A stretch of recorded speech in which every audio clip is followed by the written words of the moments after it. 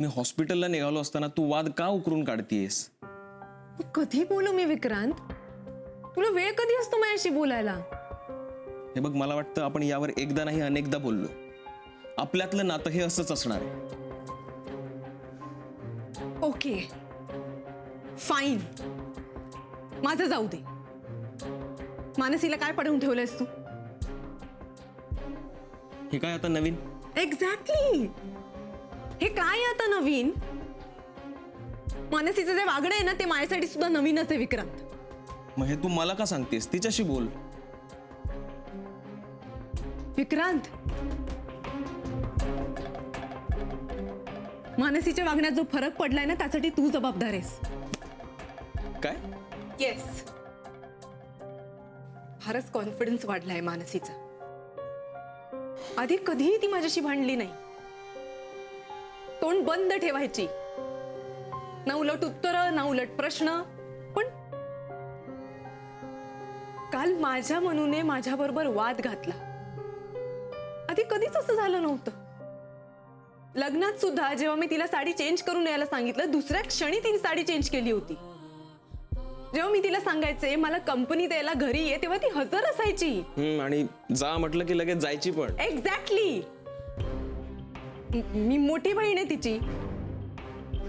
तिने ऐकायलाच हवं ना माझं. तसंच सांगितलंय तिला घरात. हे बघ विक्रांत, जेव्हापासनं ती तुझ्याबरोबर कॉन्फरन्सला जाऊन आली आहे ना, तेव्हापासनं ती डोक्यावर बसायला लागली. आणि त्यांचं तर तोंडच थकत नाही मानसीची स्तुती करून माझ्या माहेरी. आणि माझे आजी आजोबा नेहमी तुमचीच आरती ओवाळतात. माझी कोणाला काही पडलेलीच नाहीये का? का दुसऱ्यांचं कौतुक सहन नाही होत? मानसीचं फार कौतुक होतंय विक्रांत. काय तर म्हणे, आता ती आत्यांबरोबर काम करणार आहे, त्यांना मदत करणार आहे. नाही, मला मान्य आहे, जेव्हा आपलं कौतुक होतं, जेव्हा आपण नोकरी करतो, पैसे कमवतो, तेव्हा आपल्याला स्वतःबद्दल खूप अभिमान वाटतो. I agree. पण मानसीमध्ये अभिमान नाहीये, उद्धटपणा आलाय. मी तिची मोठी बहीण आहे हे विसरून ती माझ्याशी ज्या पद्धतीने बोलली ना, ते आमच्या घरातले संस्कार नाहीयेत विक्रांत. हो, म्हणजे उद्धटपणे न बोलण्याचे संस्कार तुझ्यावरही झालेत असं म्हणायचंय का तुला? सतत स्वतःचाच विचार करणं, मनाला येईल तसं वागणं, दुसऱ्याला ब्लेम करणं, आदळआपट करणं, आरडाओरडा करणं, खोटं बोलणं, हे सगळं बसतं तुमच्या रादर तुझ्या संस्कारांमध्ये. हे बघ, कुणाच्याही वागण्यावर बोट ठेवण्यापूर्वी ना जरा स्वतःला आरशात बघावं. म्हणजे कसं आहे, आपण कसे आहोत हे एकदा स्पष्ट झालं ना, मग स्वतःबद्दल उगाच गैरसमज होत नाही. आणि मोनिका, दुसऱ्यावरच्या संस्कारांचा उद्धार करण्यापूर्वी तुझं वागणं तुझ्यावरच्या संस्कारांमध्ये बसणारं होतं का यावर विचार. ओके?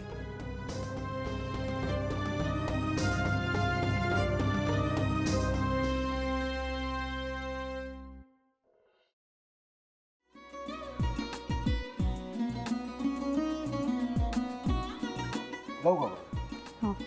असाच लावू ना?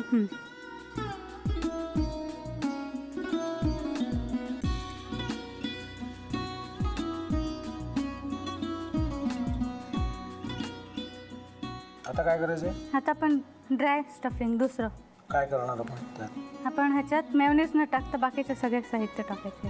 अच्छा, हे सगळं. ऋतू, माझा तर विश्वासच बसत नाहीये. म्हणजे अगं बहिणी आमचं लग्न व्हावं म्हणून किती प्रयत्न करत होते, आणि ते सगळं करताना ती शिवच्या आम्हाला माहिती पुरवते. नाही, मला नाही वाटत. गौरी, खूप चांगली असतो म्हणून तुला सगळं जगत चांगलं दिसतं, पण शिव उगाच बोलला असेल का? त्याच्यावर विश्वास नाहीये का तुझा? शिववर पूर्ण विश्वास आहे मी तुम्हाला, पण तो आता हे जे काही करतोय ना, म्हणजे निशा बहिणी समोर त्या राधिका सोबत फिरण्याचं नाटक वगैरे, ते त्याचा काही उपयोग होणार नाहीये. अगं असं कसं म्हणतो? अगं नीलिमा, जतीन भाईंचा कॉल आहे. हो माहितीये. रिसीव कर ना. अगं बघ, कट झाला. आता तू रिसीव्ह केला नाहीस म्हणून ते मला करतील. अब परत पुन्हा आला बघ. घे बघू. पण हे एक ना एक दिवस घडणारच होतं. आता मला कळलं तुम्ही 2 दिवस झाले काय सांगत होता ते. बनू हे संकेत असतात आणि हे ठरवून येत नसतात. मी बाहेर तुमची वाट बघते.